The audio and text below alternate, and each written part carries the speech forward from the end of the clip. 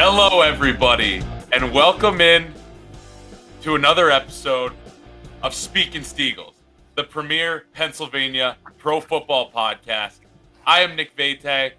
I'm joined by my partner, Ricardo Martinez Paz. We've got another episode, the first episode that we're going to be breaking down a skill position. This is where the fun really begins. As was once said in the prequels of Star Wars, this is where the fun begins. And we've got a lot to break down. Ricardo, dude, this is our last episode before training camp starts. I mean, like, we're getting NFL is back. It's coming back now. It's almost time for Steelers and Eagles football, man. How you doing today? I'm doing well, man. I'm excited. Yeah, we only got a week left, and I mean, this is where things start to ramp up again, which means more news, obviously. So hopefully we'll have more to talk about in the next couple of weeks, the next couple of shows. So yeah, looking forward to it. Yeah, more to talk about and all those little fun storylines from training camp. I can't wait to dive into all those. Can't wait for that first like report that like Jalen Reagor looks awful or something in training camp, and just to hear you just freak out about it. I can't wait for that first one. Oh, great, or yeah, something along those lines, or that he gets cut or something like that. Oh, I can't wait for that. Yeah, but hey, we will be talking a little bit about Jalen Reagor a little bit later because, like I said, this is our wide receivers breakdown, but. We are starting today with the Madden positional ratings that come out every year. I just want to preface this. We're going to talk about a few because there were some questionable ones, especially for the Steelers, that we got to get into. But again, at the end of the day, it's video game ratings. Like, it doesn't really mean a whole lot. I don't even really play Madden anymore. I stopped playing really once I got out of high school and just kind of ran out of time to be playing Madden and everything like that. But it's still something to talk about just because it's a random rating system of players.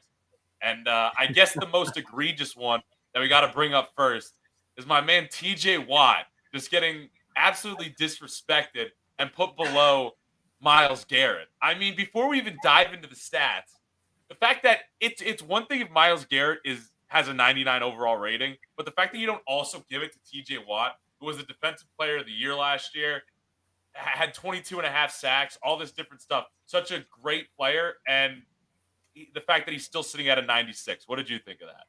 Yeah, I thought that was ridiculous. I was like, he absolutely should have gotten at least a 99. Like that's a minimum because like you said, defensive player of the year and 22 and a half sacks tied the single season sack record. So I was like, man, I don't know. Like Myles Garrett, yeah, he had a really good season too, but like compared to TJ Watt, I'm sorry, no, it should be reversed if anything, but it's Madden. Yeah, it doesn't make sense sometimes, but yeah, that was I thought outrageous. But dude, it's like you can even like go through the stats. Like I pulled them up here, just comparing them.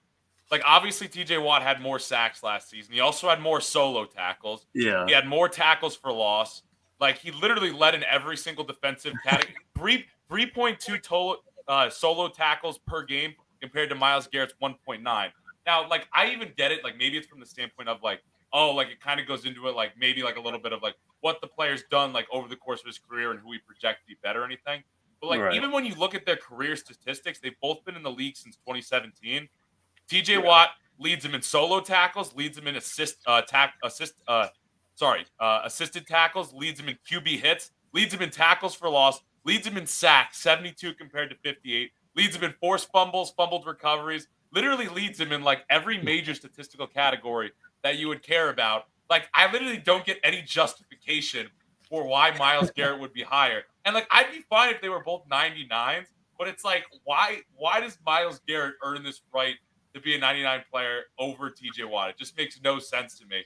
Other than like maybe they just want to say like, oh, like Myles Garrett was a former number 1 overall pick and TJ Watt went the mid-20s. Like, I don't get the logic behind it. Nah, it really doesn't make sense. It doesn't yeah, he's like Myles Garrett's a freak athlete, but it's still that doesn't justify it at all. Yeah, but yeah, it's one of those things where you almost wonder like, what are the conversations that are going on? Yeah. Like in the Madden, I don't even know what do you think the Madden ratings room is even like? Like, what do you think they're just sitting up there doing? Like, I have no idea, but I sitting there like, oh, these were the numbers we had for him last year, and you know what?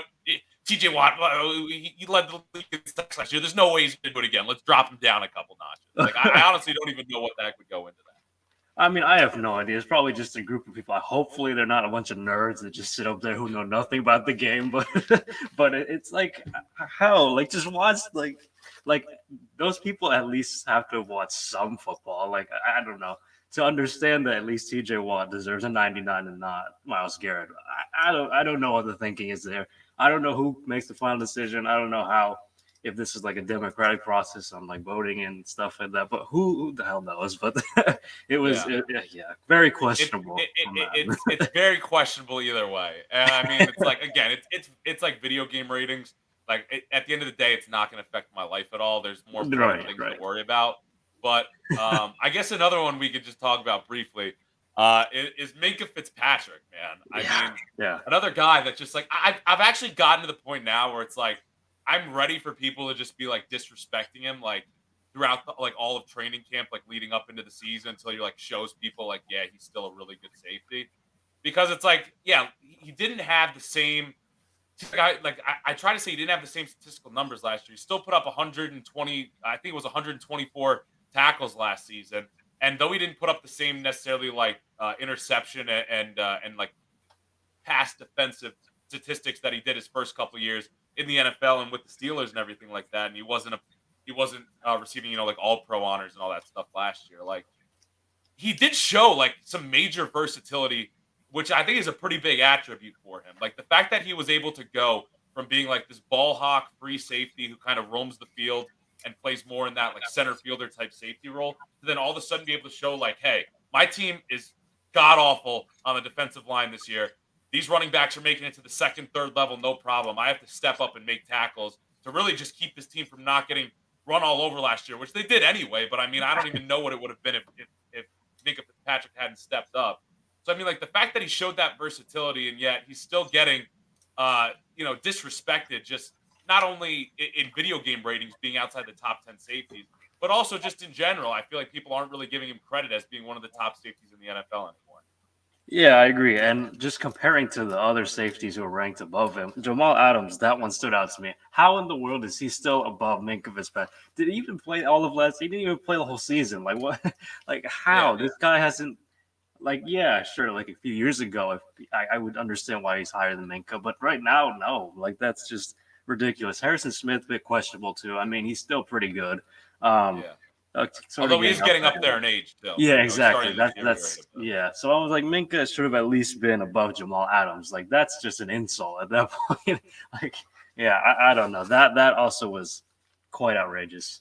Again, I also thought like when I was looking at those ratings too, I was like, look, I get he hasn't really been in like the league for a long, long time, but I was like, Jesse Bates, like also like you could make the case that he like deserves to be one of the top like 3 to 5 ranked players at the safety position. Like I think he's one of those guys that gets like underrated a little bit.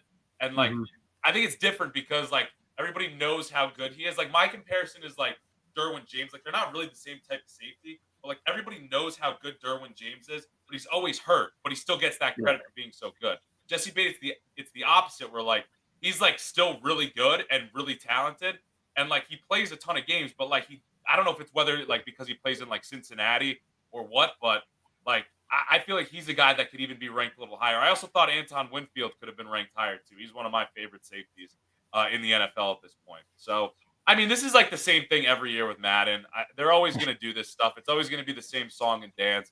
You're never going to make anybody happy. So it's like, what are you really going to do? And at the end of the game, it's just at the end of the day, it is just video game rating. Yeah, exactly. I mean, sort of staying with that, I thought it was interesting that Darius Slay got the 4th highest rating of out of corners, above Denzel Ward, Marshawn Lattimore, Stephon Gilmore, J.C. Jackson, Marlon Humphrey, and A.J. Terrell. I thought that was really interesting. I was like, yeah, I think he's top 10. I don't know if he's that high. But yeah, again, it's just a game, so it's like that's fair. That's actually a good point, because I mean, it's like I guess I get the logic, but like there's some talented younger guys that are like ranked below him who like very easily by the end of the season. Like obviously, there's always like the updates with the numbers and stuff like that. Like as the season goes on, but like that's also a pretty interesting one. You bring up a good point there. Yeah, and then there's like Dallas Goedert, who's the 8th highest rated tight end, which I think is he's a bit slept on, but that's fair. I mean, we're gonna get into Dallas Goedert in a little bit, and I actually wanted to talk. We'll save that for when we get into the position breakdowns, because I actually had a question for you about Dallas Goedert. So we'll get into that. In a second. But I don't really have anything else to add on the Madden ratings. I mean, go out and buy the game if you want to. it always makes me like whenever the Madden ratings come out, I'm always like for like 4 days, I like reminisce about like, oh man, I used to literally grind on that shit for like 5 hours a day, just doing like franchise mode, like going up Same. against the CPU. And now thinking about it, I'm like, man, like I could totally get that. And then I'm like, you know what? I I'd rather just save that $70 and go like spend it on something else at that point, Exactly. you know? Yeah. But Yeah. yeah, I yeah, feel good that stuff. too, man. Yeah. Shout out Rob D. Felice, my housemate. He'll probably get it, and I'll just mooch it off him and play his Madden. But yeah, sounds good. We're gonna move on to the positional breakdowns, and we're in a pretty even dead heat here with the Yeah. Steelers getting special teams, linebackers, safeties, Eagles getting defensive line, cornerbacks, and offensive linemen. So things are pretty close here in this race of the position breakdowns and battles. And as we head into training camp here, we continue along with the wide receiver, tight ends, and Cool. yeah, I guess this week we're starting with the Eagles, right? Mm-hmm. Okay. Yeah. So, I don't know if you want to go anywhere first. Obviously, the big acquisition was AJ Brown, but I'll let you kind of just give us the little breakdown to start, and then we'll dive right into it. yeah, I mean, I'm going to start off by saying I think this is our strongest receiving core since we won the Super Bowl. So that's when we had Alshon Jeffrey, Nelson Aguilar, who actually had a spectacular season that year, and Torrey Smith, which was a pretty good trio. I'm not going to lie. Alshon Jeffrey being our number one receiver, Aguilar sort of being our slot receiver, sort of playing the Z receiver as well, and then Torrey Smith as the burner. So I feel like we got a bit of that now. AJ Brown being that Alshon Jeffrey. I'm not going to say that the Eagles are going to win a Super Bowl this year. I'm not saying that at all. This is just sort of like comparing it to the last like really good receiving corps we had. So AJ Brown, yeah, we traded a first and third rounder during the NFL draft, which seems like pennies at this point because Honestly. I thought that was a steal. I thought it would have been at least 2 first rounders, but yeah, no, that a great acquisition. We gave him that massive extension, makes him one of the top paid wide receivers in the NFL. $25 million a year, right? Yeah, the Yeah. only issue with him last season is that he only played 13 games, so health is sort of an issue, sort of something to keep an eye out for the Eagles. But I mean, he's a beast. I mean, dude will win contested catches better than Devontae Smith in that regard. Something Devontae hasn't quite done too well so far in his career, but he's still very young. And then we have, yeah, I mean, Devontae Smith as a number 2, assuming. I mean, that's a pretty good duo right there. I mean, he's coming off a really good, 104 targets, 64 receptions, 916 receiving yards, and broke the rookie record for the Eagles this last season. 5 touchdowns, showed a lot of promise, really crisp route runner. I mean, he's just, I mean, sure, he's still kind of like the Slim Reaper, as some people will say. Still might need to add on a few pounds and stuff like that, but he's shown a lot of promise. And Howie Roseman, I think, really nailed this one. I'm glad he didn't overthink this one, like he did with Jalen Reagor, which I'll sort of get into a little bit more, a little bit after this. But yeah, I think the one thing that I want to say just on that so far is like, I think that AJ Brown, like you said, he's got to stay on the field. I feel like he's always kind of dealt with little injury issues, like here and there. And last year, obviously, only playing 13 games hurt him. But like these guys are going to complement each other so well because AJ Brown, very quietly, may be like one of the best wide receivers in purely beating a man one-on-one, which like obviously and like in press coverage too, especially is what I kind of mean by that. Whereas Devontae Smith is going to be more that route runner. You have to kind of get a little more creative with him on how you're going to scheme him open just to get the ball in his hands. Because once he has it, and once you get him going on some of these routes that he can run so spectacularly, you line him up over there in the Z and you let AJ Brown do his thing in more of like the X role. I think it's a perfect complement to have these two guys. Obviously, you could shift Devontae Smith into the slot too if you want from time to time.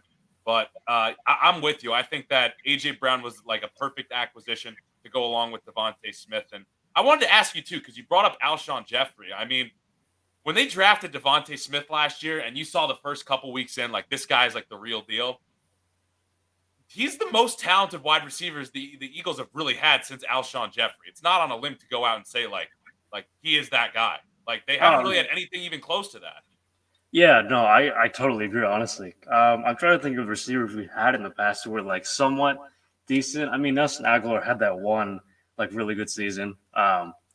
And other than that, really, it's just been very You're going with inconsistent guys wide off the receivers. scrap heap like Greg Ward and Travis Fulgham. Like that's what Yeah, you're Travis going with. Fulgham. Yeah, I was Yeah, gonna say yeah. he had So I mean, like like I guess it's not anything crazy to say, yeah, he's like the best since Alshon Jeffrey, but like, hey, for an Eagles wide receiver, like an Eagles wide receiver room that took Jalen Rager and passed up on Justin Jefferson, and JJ Arcega-Whiteside passed up on like DK Metcalf and Terry oh yeah, McLaurin and Deontay Johnson.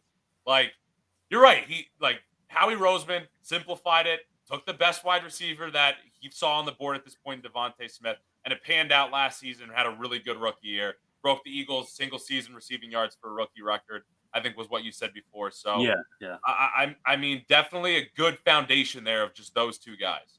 Yeah, definitely. I mean, I'm very confident in those two. I mean, at least I wouldn't be surprised if both of them hit 1,000 yards. Honestly, as long as Jalen I Hurts. think that should be the expectation. Yeah, I think yeah, that that's definitely yeah. should be the expectation. It I think should AJ be. Brown last year was the first year that he hasn't hit 1,000 yards, Yeah, and like yeah, you said, it's because of the 13 games. Like he's got to get back up to that. Like you yeah, brought him yeah, in, you gave him all that money. Like he's got to get over like 65, 70 receptions and hit 1,000 yards. Like that's yeah, kind of his yeah. That's a very like yeah. That's a minimum for him at least. For Devontae Smith, I mean, definitely growing. I mean, he can hit 1,000. That's absolutely doable. yeah. And I expect the Eagles offense to be a bit more like integrate the pass game a bit more this season.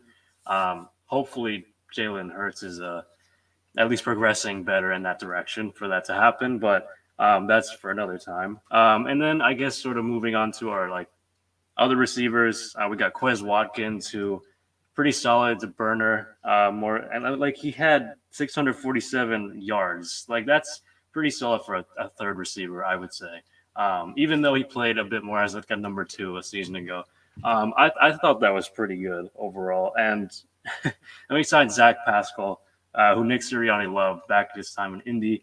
Although he's not the most encouraging player. I mean, he only had 384 yards receiving. I want this to season. I want to ask you a question about these two guys too. Yeah, Because I know Quez Watkins, he lined up of his, I think he had like 700, 800 snaps last season. 571 of them were in the slot. yeah, But then Zach Pascal, there was also a rating, I don't remember where it was from, but there was a rating ranking like the top 10 slot receivers in the NFL. And they surprisingly put Zach Pascal at 8. I don't remember who it was. That's my bad that I didn't write that down. mm. But like, and you talk about how Nick Sirianni kind of likes him.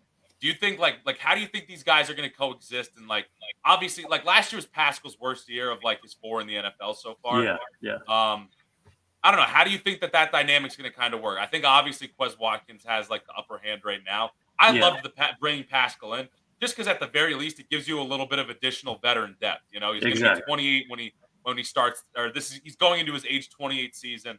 So he also adds a little bit of experience to the room too. Right. I mean, I could sort of see it as like a 3A, 3B kind of wide receiver thing where it's just like they're both like good enough to be that third receiver in the slot. It's just that Watkins might be more of that like burner and get behind the defense. Pascal might be more like middle of the field, like intermediate routes, stuff like that. I wouldn't be surprised if I saw something like that. But he's not. Pascal's not getting cut. Definitely not. We're definitely keeping him for a season at least. Which brings up the interesting notion of Jalen Rager, which is like, where does he belong in all of this? I want to know where you think he belongs, Ricardo.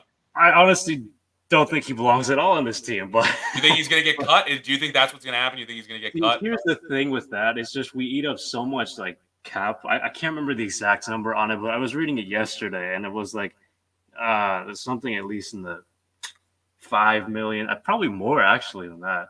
So we eat a lot of dead cap with that. So what I was reading also was that it'd be better if the Eagles could trade him, even if it's for like a 7th rounder, which I don't think anyone's gonna give up at this because everyone knows and has seen him play. He's not very good. And just reading the stuff like reminded me that he isn't exactly like his work ethic is not exactly the greatest. So it's like, I mean, who really wants him at this point? The Eagles are just keeping him at this point for, just to not make themselves look bad. It's just because they drafted him in the 1st round. Yeah, I mean that's tough. That's tough if you're Howie Roseman and now Justin Jefferson, arguably a top 5 receiver in the NFL, some of these other guys I listed that they drafted over Arcega-Whiteside.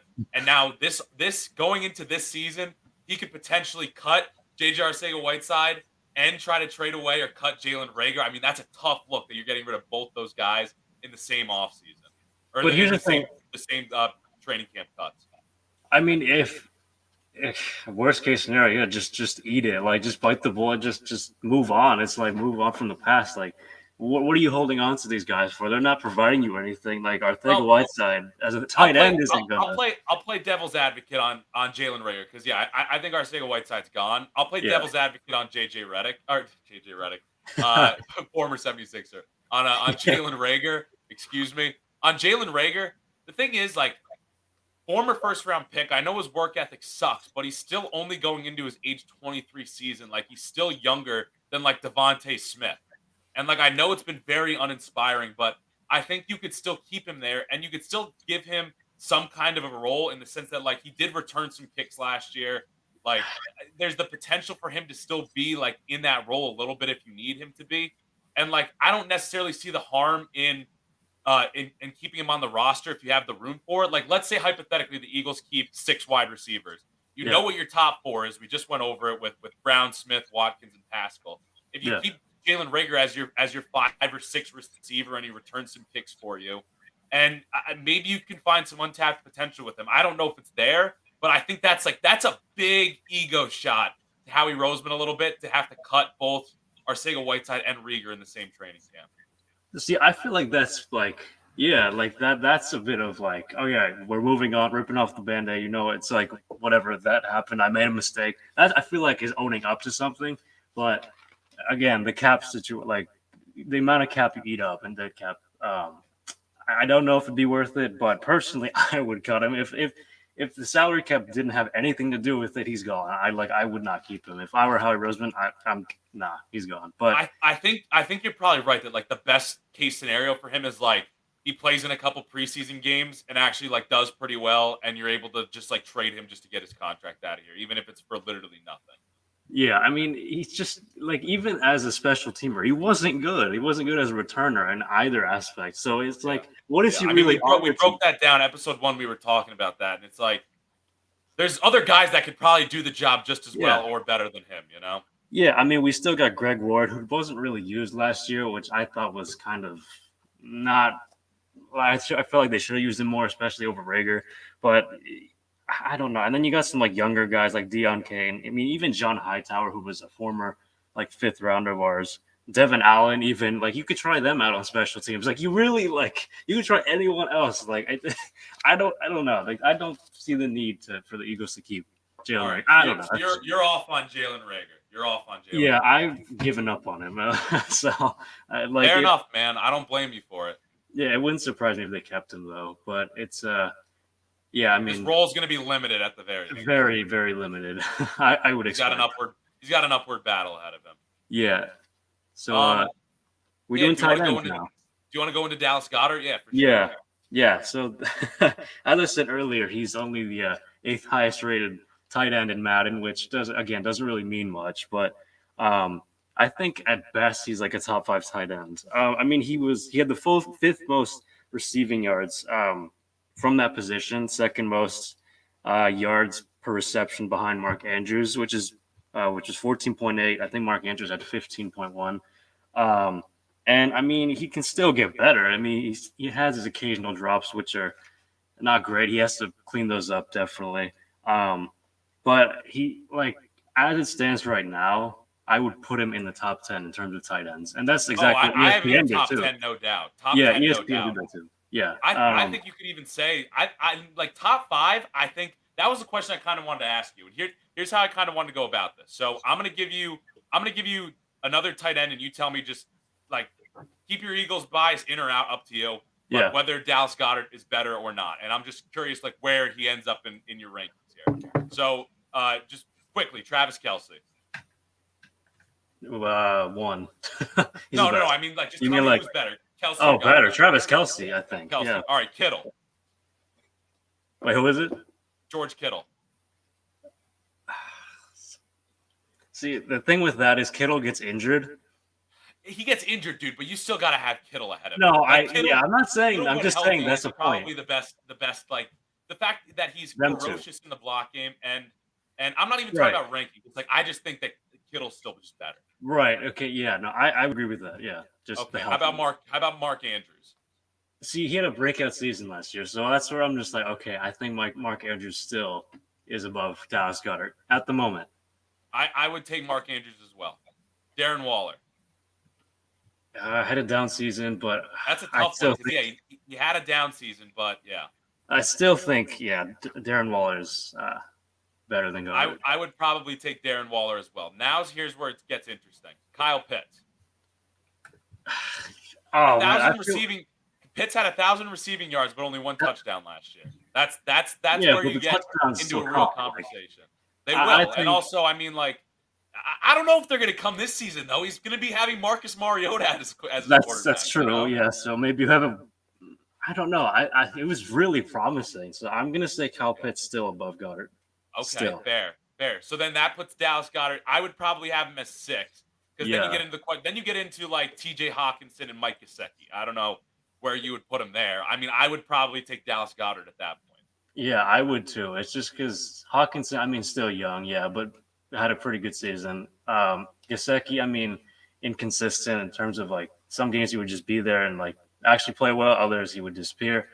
So I don't know. I feel like Goddard would. Yeah, I'd pick Goddard. I would take Goddard over them, and I think like statistically he's better than them. I think the only other guy that really would match up statistically is Dalton Schultz, who had 800 receiving yards and 8 touchdowns. Right. But like then I think you get into a conversation there because I think from like there's the clear top 4 that we just went over, and then you've got like that like 5 to like 9 range where I think like Dallas Goedert is right there, and he's got the potential to like ascend into the top 5.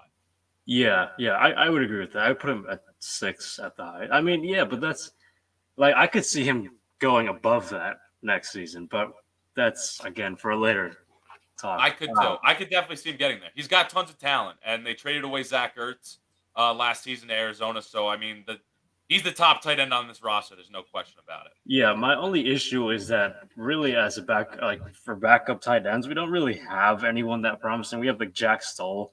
We had 4 receptions all season. Grant Calcaterra, a rookie 6th rounder. Tyree Jackson, who was showing promise, but then got injured, missed most of the season, and suffered a torn ACL in January. So really, it's not the most encouraging in terms of backups. I mean, we still have what's his name, Richard Rodgers somehow. Yeah, but he's again up really old and really isn't going to be much of a threat receiving wise. I guess the one good thing with Goddard too on that note though is that he has played at least 15 games in 3 of his 4 seasons. So like he's been pretty durable. In the one season he didn't play 15, I believe he still played 11. So like for the most part, he's been a really durable tight end. Which I mean, for the tight end position that's super physical and obviously has a lot of I guess trench work you could say with blocking and clearing lanes and everything like that. Like he's pretty durable at the position. Yeah, I would say so. So I mean, in the event that he goes down, I mean, I think the Eagles might be screwed, but they might be looking for more tight end options and like free agency. One other question I have for you on Goddard: what do you make of his statistics? Do you see a jump from him? I mean, last year he had 60 receptions, 850. No, excuse me. What did he have? Don't know. 56 receptions, 830 yards, and 4 touchdowns. So I mean, like he's been pretty much around 4 touchdowns a season. Do you want to see him become more of a red zone threat? I feel like he can be. I mean, with his frame, it's just like his his frame. I feel like he could like box out receivers. I don't know if it's. I don't know if that's really Goddard's fault or not. Not that I'm faulting anyone or blaming anyone, but I think he can become more of a threat in the red zone. I'm surprised he actually hasn't scored more than that, but right. I was looking at it yesterday, and I was like, man, like he's never really had like a. I don't think he's ever had more than 4 touchdowns in a single season, but I think he's certainly got the capability to get more. Maybe it's just a matter of targets, and you wonder how it's going to balance out too, because obviously AJ Brown is a big red zone threat as well. So I was going to say, all right, hypothetically, would you be happy given his numbers last year? Like obviously we want him to ascend, but if he were to have 850 yards and he had 3 touchdowns or 4 touchdowns again, would you be happy? Because I think that still wouldn't quite propel him into top 5. Not quite. I feel like he could get at least to 900 yards, and then if we're thinking about it, like defenses are going to focus in on AJ Brown, so they'll probably like double him in the red zone, which could leave more That could targets open him for up. That's a good Goddard point. in the middle of the field. So I would expect at least a few more touchdowns next season. But yeah, I would say 900 yards and like 6 touchdowns at least. Okay, fair. And I think then that's definitely something he can strive for. yeah, I think that'd be improvement. I mean, it wouldn't be a drastic improvement necessarily, but when you have AJ Brown, Devontae Smith, it's kind of hard to sort of distribute that and spread the love, spread the ball, with those three. But it'll be. I'm excited though. Yeah, I'm really intrigued to see how. Like you said, this is the best wide receiver tight end room that Howie Roseman has put together since the Super Bowl run, really. Yeah, basically, yeah. All right, Steelers time. I think we'll move on to the Steelers now. Yeah. And, I mean, there's certainly some question marks here. Obviously, the first thing I want to bring up is you got to talk about Deontay Johnson just because he's up for the contract. Yep. He's going to need an extension if the Steelers are going to do so. A couple episodes ago, I broke down how he deserves a $20 million at least average annual value. I compared him to a guy like AJ Brown was one of them. AJ Brown got $25 million a season, and statistically, last year Johnson was better, even though obviously AJ Brown only played in 13 games. But you can even look at guys like Terry McLaurin and DJ Moore, who Deontay Johnson stacked up better than them statistically. He had more receiving yards, he had more touchdowns than those guys, fewer drops. So I mean, like, he's right there with some of those same tiered wide receivers. And the tough thing is he's deserving of the extension. It doesn't seem like he's going to sit out or cause any problems when it comes to the contract extension. But I don't know if the Steelers are going to give him that money because while he is such a talented receiver and he's become the Steelers' number one wide receiver, like, he's not on that top tier. And the Steelers are very selective overall in the history of the history, like dating back to 2000, I think is the stat that I brought up before. Dating back to 2000, they've only given long-term second deals to two wide receivers in that time frame, and that was Hines Ward and Antonio Brown. I wouldn't put Deontay Johnson in that company yet, even though I think he's highly talented and highly underrated. But it just begs the question, like, how long are we going to see this guy in a Steelers uniform after the season? And obviously the Steelers have been really successful drafting wide receivers in the past. And, last year, I have his numbers here. Last year, he went for 107 receptions, 1,100 receiving yards, 8 touchdowns, and only 5 drops, which was kind of the big critique on him, which I don't think isn't really valid anymore. So I don't know. I think it's one of those things where he needs to get paid. I'm hoping that he plays this season, and I'm expecting him to play this season. I don't know if the Steelers are going to give him that money, and I really think that he's going to have to kind of go to the next level, whatever that next level is, whether it's being straight up better than TJ McLaurin, being straight up better than AJ Brown, it's a lofty goal, but I mean, that's what it's going to take for him to stay with the Steelers. He's going to get paid no matter what. Somebody's going to give him a $20 million per year deal, but I just don't know if it's going to be with the Steelers at this point. And honestly, I think the best case scenario would be for him to play out this whole season, Claypool to play out this whole season, and kind of, we'll see. I mean, Claypool's got all the potential in the world to become a better wide receiver than Deontay Johnson at the end of the season. And then we're going to talk about, well, are you going to potentially want to pay Chase Claypool over $20 million a season? He hasn't warranted it yet, but I mean, he was on that podcast not long ago. I have it written down here, and he was talking about, what he feels like his goals are. He said he thinks he can become a top 3 wide receiver. He said that he thinks he can go for 1,300 yards and 10 plus TDs, which would be fantastic. And then at that point, I think you have the conversation. Is he the guy that you pay over Deontay Johnson? They both kind of complement each other differently, kind of like AJ Brown and Devontae Smith complement each other. And I think that's kind of the ideal scenario for the Steelers is you don't pay Deontay Johnson this season. He pays the whole year. And then you make a decision which one of these guys, if either, is worth giving that second long-term extension to. Right, but then going off of that, if you don't pay him now, or if you don't pay Deontay Johnson more specifically, if you don't pay him now, he plays really well, better than last season, you're gonna have to pay him more. So there's always that risk, when you don't pay the player. Sure. Yeah. So that's always one thing to consider for any team, really. But It's interesting the Hines Ward and Antonio Brown point. I keep thinking about them. I was like, yeah, I kind of agree with you. I'm just like, well, Deontay Johnson's not exactly in that tier and that sort of range or skill as those two. So, man, then the other thing is if you let him go, you're basically trusting your front office to draft his replacement, and you don't know if that works out, even though they've had a Well, history, like a really good history of drafting receivers. and that's Um, what I think the wild card in all of this is, because all that time that we're talking about with not giving long-term extensions in recent years to the wide receivers, that was all under Kevin Colbert. And now Omar Khan is here. So you don't right? know if Yeah. maybe he's like, hey, this is a guy that we really value. And maybe he's going to change the culture a little bit and say, hey, we recognize that this guy, we can give him, a 3 or 4 year extension at $21 million a season. And we'll be perfectly happy with that. It's not like we got to pay Kenny Pickett, who we believe is the quarterback of the future, until, a couple years down the line. So Yeah. it can make financial sense. You also don't know if you're going to necessarily be drafting wide receivers as well under Omar Khan as you did under Kevin Colbert. I imagine, obviously a lot of the same scouts are still going to be there, so I would have faith Right. in them. Yeah. I'm also really excited about George Pickens, who's one of the rookie wide receivers that they drafted this year in the second round.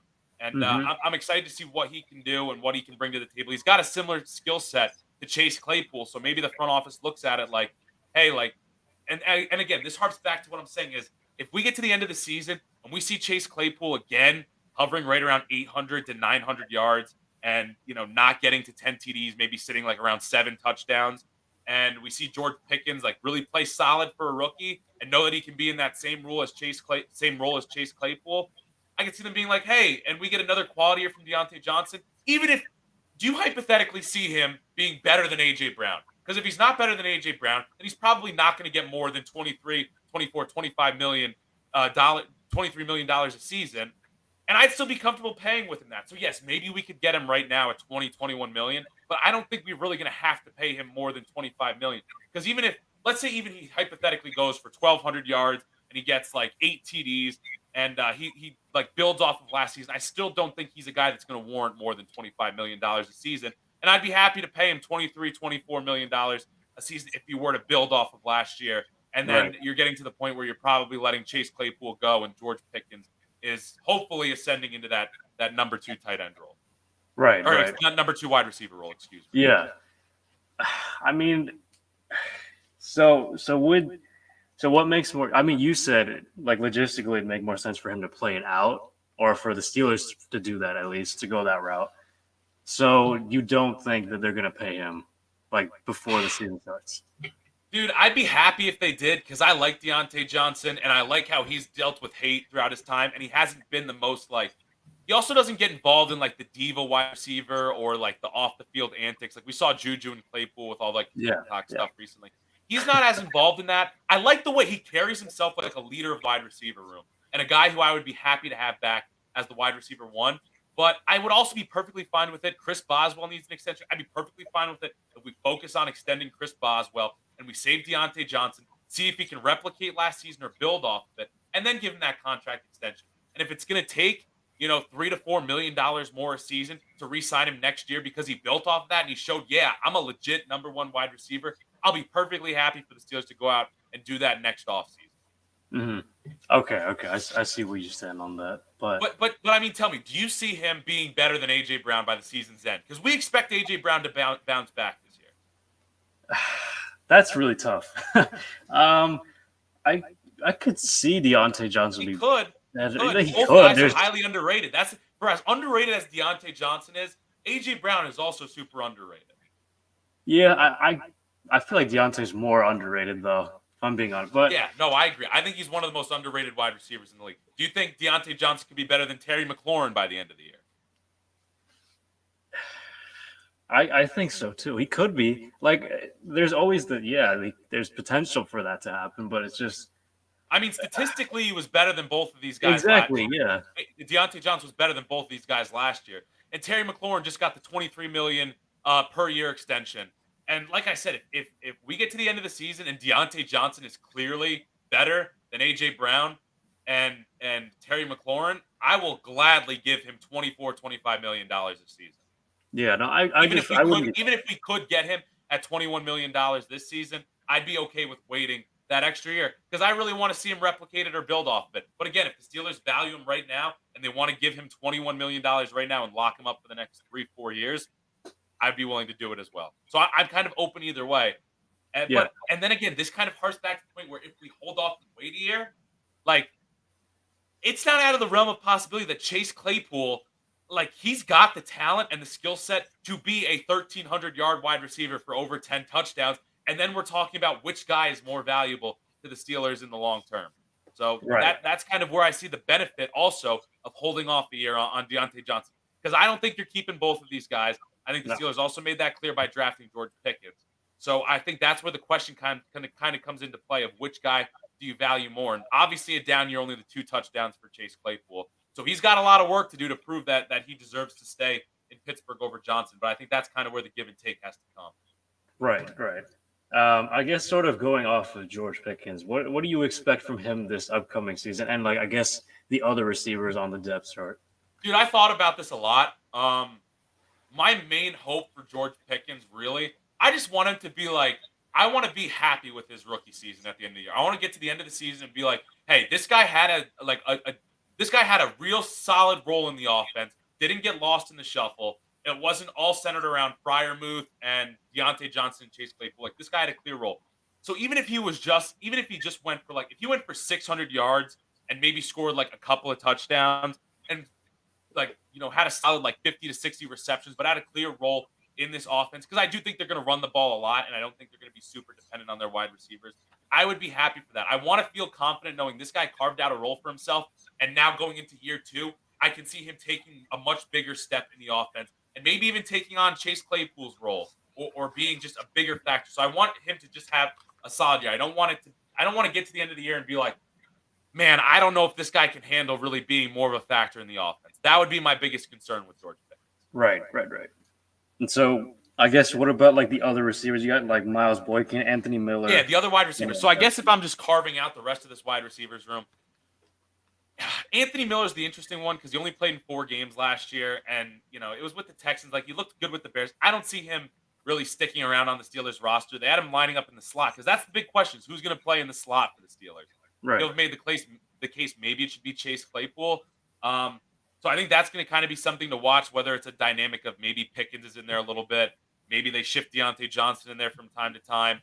Maybe Gunnar Olszewski even gets a few reps out there.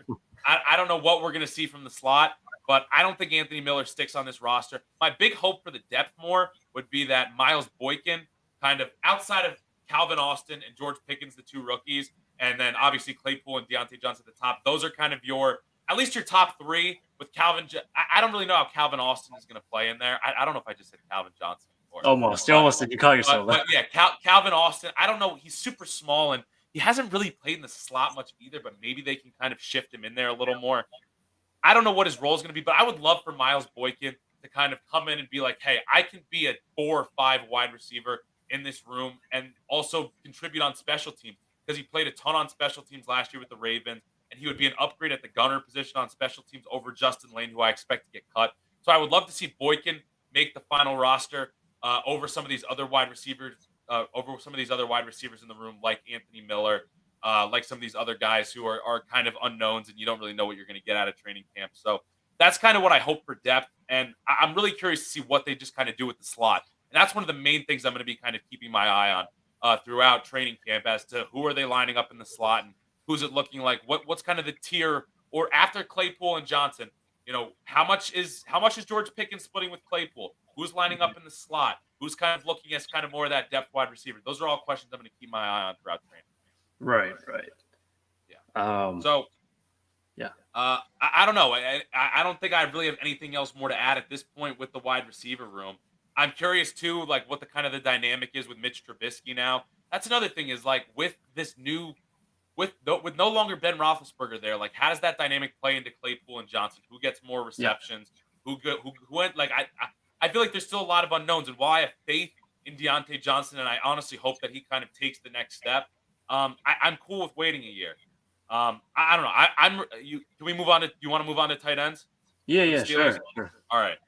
So Pat Freiermuth, obviously the great rookie season. Yes. Off the top of your head, he went for only 60 receptions last year, still had about 500 yards, 7 touchdowns, and oh shoot, am I reading this right? Yeah, Excuse you're me, yeah, right on seven it. touchdowns, 497 yards. Yeah, Um, he had a 72.3 rating on PFF.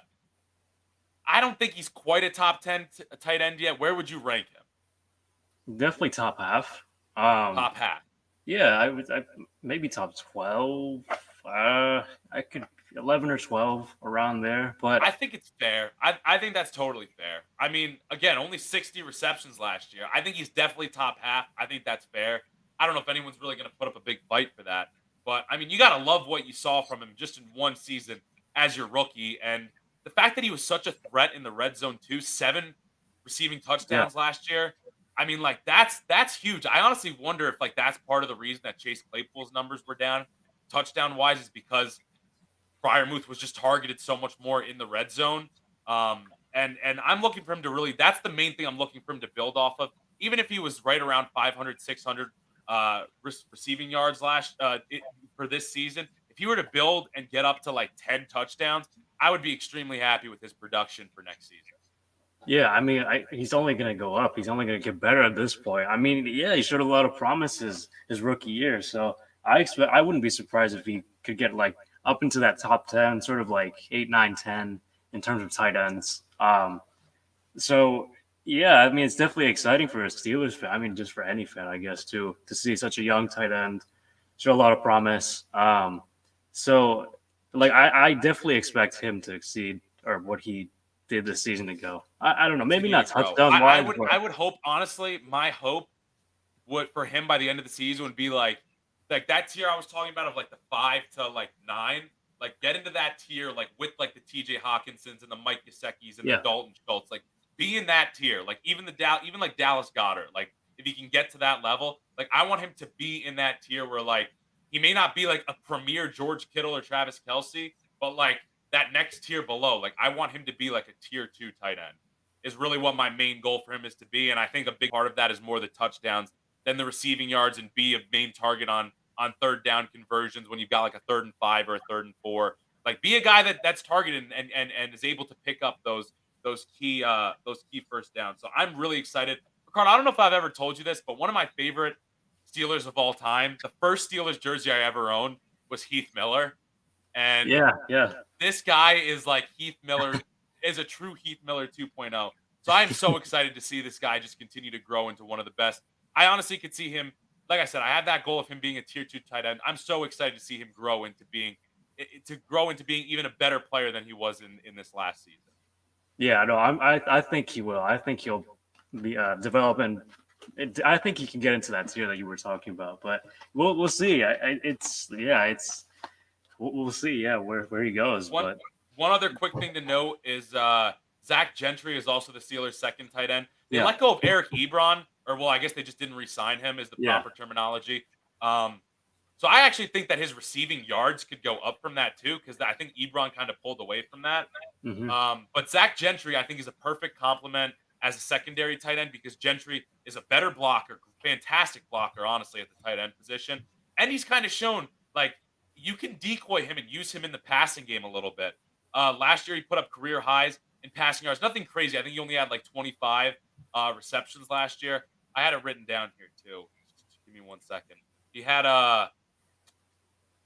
yeah, he had 19 receptions on 25 targets for 167 yards. So like he's actually developed into a better pass catcher. I know it's not much, but better than I expected. And to be able to be such a dynamic asset in the run blocking game, I think is huge. So Right. I really like this tight end room, and I'm excited to see what this group as a whole can do. So I think we're getting to that time here, Ricardo, where we gotta talk about this guy and who's getting the nod. I still can't line it up perfectly. Um, yeah, who we No, giving this to? are we gonna do what we did with the safeties and corners? Are we gonna split it into wide receivers and tight ends, or are we just doing? I don't think we need to, dude. I'll be straight up. Like, I look at this back and forth. Like, for as much as I like Deontay Johnson, I think AJ Brown's still better. Um, you could compare Devontae Smith and Chase Claypool alone. Chase Claypool in his second season had less receiving yards than Devontae Smith in his rookie year. Like, the wide receiver room is better for the Eagles, and Dallas Goedert is a better tight end than Pat Fryermuth, even if the Eagles tight end, even if the Eagles don't necessarily have the same depth at the tight end position. Like, Right. honestly, straight up, I just think that the Eagles pass catchers are just better at this point than the Steelers at this junction. The Eagles have better wide receivers and a better tight end than the Steelers. So Yeah, I guess that's fair. I would say it's like fairly close. But yeah, I would give the slight edge to the Eagles. No bias in that at all. I like, yeah, yeah, no, it's I don't close think there's though. any bias at all. I'm with you. I think that they're better. I think AJ Brown is he's still, even though I think that AJ Brown and Deontay Johnson are in that same tier. AJ Brown has just shown that he is dynamic, and I don't know if Deontay Johnson has shown he can be a viable number one option who can put up the statistics, but the dynamic aspect is something that I think is different, and I think AJ Brown has that. Right. That's So, fair. Yeah. all right, so we'll give the wide receivers and the tight ends to the Eagles on this one, and Ooh. next week we're going into the running backs, and Najee Oh Harris boy. talked about how he wants 500 touches next season or this season. I don't know if that's feasible. Come on, Najee, don't you want to play until you're 28, 29, 30? So we're gonna be getting into that next week. You got anything else you want to add, Ricardo, as we wrap up here? Nah, man. As always, great time. Always have fun talking with you Yeah, about dude. Steelers and Eagles football. It's always a good time, dude. This time next week, we are going to be talking about Steelers and Eagles training camp. I think the Eagles are 4 days away or 5 days away, and the Steelers, I think it's the 27th and the 28th are when both of these teams start, right? It's the 27th for the Eagles. Yeah, I believe so. Yeah. 27th for the Eagles. I know the Steelers are the yeah. day after. So, I mean, hey, training camp is right here. We're getting so close to the NFL season. We're sniffing it out. It's an exciting time. Be sure to check us out next week as we do our running back breakdown and expectations. So it's always fun. We're getting further and further here with these breakdowns. Be sure to follow us on Instagram and Twitter. It's been a blast. Thank you all for watching. Whenever you do tune in and check out this episode, have a great weekend, everybody. Take care.